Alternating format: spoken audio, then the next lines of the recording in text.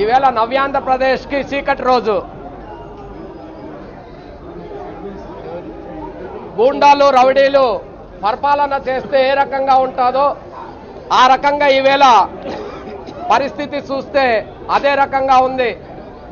నవ్యాంధ్రప్రదేశ్ ఏర్పడింది, అభివృద్ధిలోకి ముందుకు పోతాం అనుకునే తరుణంలో మరి ఈవేళ గూండాల పరిపాలన, వాళ్ళు మరి అసెంబ్లీలో వాళ్ళు గూండాగిరి, మార్షల్స్ని పంపించి దౌర్జన్యంగా ఎమ్మెల్యేలని కూడా చూడకుండా ఈడ్చుకెళ్లే పరిస్థితి.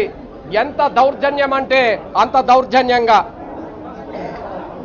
ఎప్పుడైతే అసెంబ్లీ బడ్జెట్ సెషన్స్ స్టార్ట్ అయ్యిందో మరి ప్రతి రోజు కూడాను బడ్జెట్ మీద మాట్లాడకుండా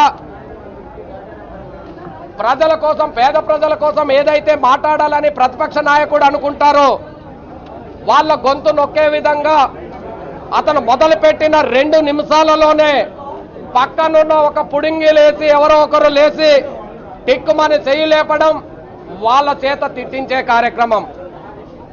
దొంగ, గజ దొంగ, వాళ్ళ ఇష్టాసరంగా అన్పార్లమెంటరీ వాళ్ళు మాట్లాడి మా ఎమ్మెల్యేలు లేచి ఇది తప్పు అని అడిగితే మా గొంతు నొక్కే పరిస్థితి.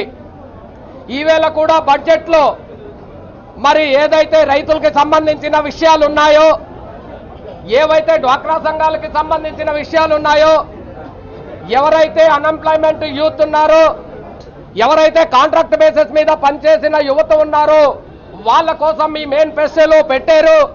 మరి దానికి సంబంధించి 10 నెలలు పూర్తవుతున్నా ఈవేళ ఈ బడ్జెట్ ప్రసంగంలో ఎక్కడా పొందుపరచలేదు. రైతులకు సంబంధించి ఎక్కడ పొందుపరచలేదు. వాళ్ళ బంగారం అంతా బ్యాంకులు వేలం వేస్తుంది అని ప్రతిపక్ష నాయకులు మాట్లాడితే స్పీకర్ గారేమో మైక్ కట్ చేసే పరిస్థితి. ఎప్పుడైనా ఎక్కడైనా ఈ రకంగా జరిగిందా? ఎక్కడా జరగలే. ఒక్క నవ్యాంధ్రప్రదేశ్లోనే, అంటే కొత్త రాష్ట్రం కాబట్టి తెలుగుదేశం పార్టీ వాళ్ళు కొత్త నిర్ణయాలు. ఈవేళ దౌర్జన్యంగా రౌడీల్లాగా ప్రవర్తించే పరిస్థితి. ఏదో నెపంతో మరి ప్రతిపక్ష నాయకుల పక్క తోసే విధంగా ఈవేళ నిర్ణయాలు తీసుకునే పరిస్థితి. నిన్న మీరందరూ కూడా చూసారు, అన్పార్లమెంట్ వాళ్ళు అసెంబ్లీలోనే పాతేస్తారంట. తస్మాత్ జాగ్రత్త, మీ గుండెల్లో నిద్రపోతారనే వర్డ్స్ ఏ డిక్షనరీల్లో ఉన్నాయని అడుగుతున్నాం. మీరేమో ఒక పక్క దేవాలయాలు అంటున్నారు, ఒక పక్క శ్మశానం చేసేస్తామంటున్నారు.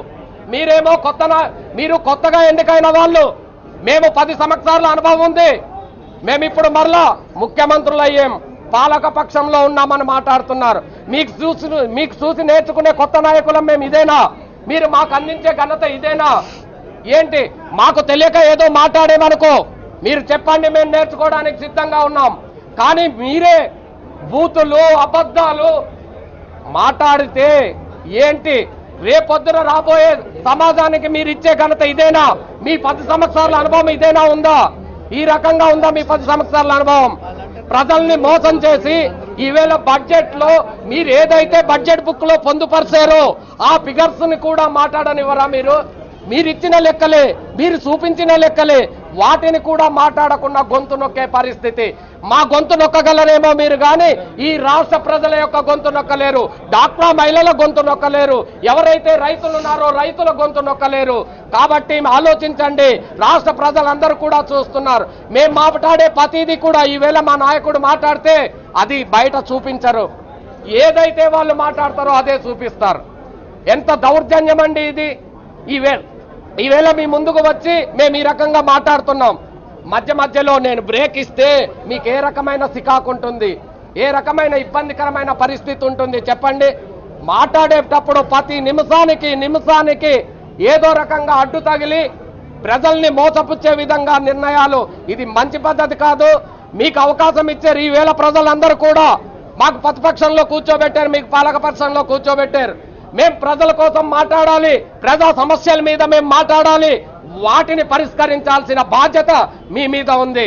వాటిని పరిష్కరించకుండా దొడ్డిదారు గుండా మీరు పరిగెట్టే ప్రయత్నం చేయటం, ప్రజా సమస్యల్ని పక్కన పెట్టే విధంగా మీరు తీసుకునే నిర్ణయాలు చాలా దుర్మార్గంగా ఉంది. కాబట్టి ప్రజలందరూ కూడా మీకు గమనిస్తున్నారు.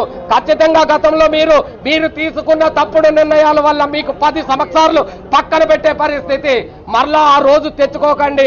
ఖచ్చితంగా మీకు ప్రజలు ఈవేళ గమనించారు, మీకు మళ్ళా ఆ స్థానం కల్పించడానికి సిద్ధంగా ఉన్నారు. ఈ రోజు రాష్ట్ర శాసనసభలో అత్యంత హేయంగా దుర్మార్గంగా ప్రజాస్వామ్య సూత్రాలకే ఒక మరణ శాసనం రాస్తూ వైఎస్ఆర్ కాంగ్రెస్ పార్టీ శాసనసభ్యుల్ని అన్యాయంగా స్పీకర్ గారు సస్పెండ్ చేసినటువంటి తీరుని వైఎస్ఆర్ కాంగ్రెస్ పార్టీ నిరసన వ్యక్తం చేస్తూ ఉంది. నేను స్పీకర్ గారిని అడుగుతూ ఉన్నా, అయ్యా స్పీకర్ గారు, ఆ స్థానంలో మీరున్నారు. ఒక న్యాయమూర్తి కంటే శక్తివంతమైనటువంటి స్థానం. మీరు తీసుకునే ప్రతి నిర్ణయం ఈ రాష్ట్రంలో అమలు చేసి తీరుతుంది. అలాంటి స్థానంలో కూర్చున్న మీరు నిజంగా సస్పెండ్ చేయాలంటే ముఖ్యమంత్రి గారిని సస్పెండ్ చేసి ఉండాలా.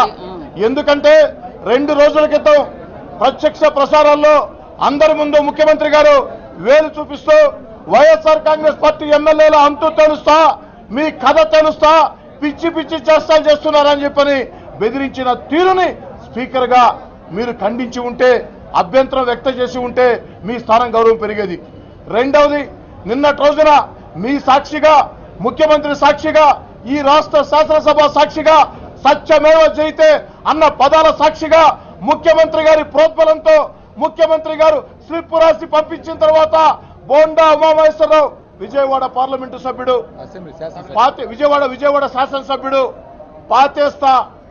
పాతేస్తానంటే అర్థం ఏంటంటే ఒక మనిషిని చంపేసి ఏంట్రా, ఇంకా చాలా చాలా పదాలు నాకు నోరు రావటంలో మాటలు మాట్లాడేదానికి. పాతేస్తానంటే అర్థమైంది అంటే చంపేసిన తర్వాత పాతీయటం. శాసనసభ సాక్షిగా చంపేస్తానని చెప్పని ఒక శాసనసభ్యుడు మాట్లాడితే ఆ శాసనసభ్యుడి మీద చర్యలు తీసుకునేదానికి మీకు చేతులు రావు. ఈరోజు ప్రతిపక్ష నేత ఈ రాష్ట్ర అసెంబ్లీలో మాట్లాడుతూ ఉంటే, అసెంబ్లీలో రైతు సమస్యలు ప్రస్తావిస్తూ ఉంటే, రైతు రుణమాఫీ ఆలస్యం అవుతుందని చెబుతూ ఉంటే, రైతు రుణమాఫీ గురించి మీరు మాట్లాడేదానికి లేదు అని మాట్లాడటం ఎంతవరకు సమంజసం అని చెప్పి అడుగుతూ ఉన్నా. స్పీకర్ గారు, ఈ రోజు నిన్నటి రోజున శాసనసభ దృశ్యాలని కాలువ శ్రీనివాసరావు గారు విడుదల చేశారు. ఇది అసెంబ్లీ నియమాలకు పూర్తిగా విరుద్ధం. శాసనసభలో జరిగినటువంటి దృశ్యాలని విడుదల చేయాలంటే ఎక్కడా ఎడిట్ చేయకుండా నేరుగా స్పీకర్ గా మీరే రిలీజ్ చేసి ఉండాలా. ఆ యొక్క సత్సంప్రదాయాలకి చరమగీతం పాడుతూ ఎడిట్ చేసిన దృశ్యాలు, వాళ్ళకి కావాల్సిన దృశ్యాలు మాత్రమే విడుదల చేసే విధంగా చీఫ్ ప్రవర్తించారు. దీనికి మీరు సహకారం ఉంది. స్పీకర్ గారు, ఇప్పటికైనా పద్ధతి మార్చుకోండి. ఒక రాష్ట్ర శాసనసభలో ప్రతిపక్ష నేత రైతు రుణమాఫీ గురించి ప్రస్తావిస్తే, రైతుల్ని ఈ ప్రభుత్వం దగా చేసింది, రైతుల్ని ప్రభుత్వం మోసం చేసింది, రైతు రుణమాఫీ ఎప్పుడు చేస్తారు అని ప్రశ్నిస్తే మీకెందుకంత ఉలుకొని అడుగుతున్నా, మీకెందుకంత బాధ అని చెప్పని అడుగుతున్నా. అసెంబ్లీలో ప్రతిపక్ష నేత మాట్లాడే ఉపన్యాసాలని మీరు నిర్దేశిస్తారా? మీకు ఏ అధికారం ఉంది? ఈ రాష్ట్ర శాసనసభలో అన్పార్లమెంటరీ పదాలు ఎవరైనా వాడితే ఖచ్చితంగా మీరు అడ్డుకోవాల్సిందే. కానీ ఈ రాష్ట్ర శాసనసభలో రైతుల సమస్యలు ప్రస్తావిస్తుంటే అడ్డుకు అధికారం ఎక్కడుందో కోరుకుంటూ ఎప్పటికైనా పద్ధతి మార్చుకోమని స్పీకర్ గారిని